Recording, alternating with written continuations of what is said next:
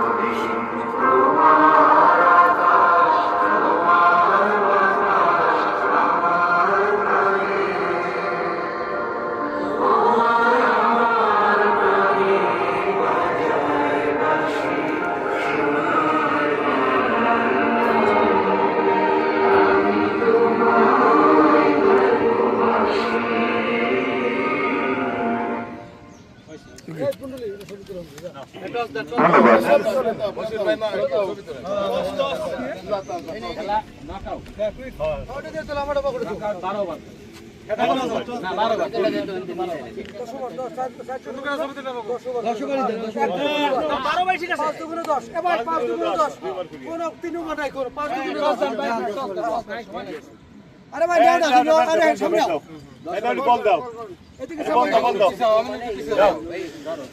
দাও বল ওড়ে না ভাই, বল দিয়ে ওড়ে না। ওকে ওকে, বল উঠবে না।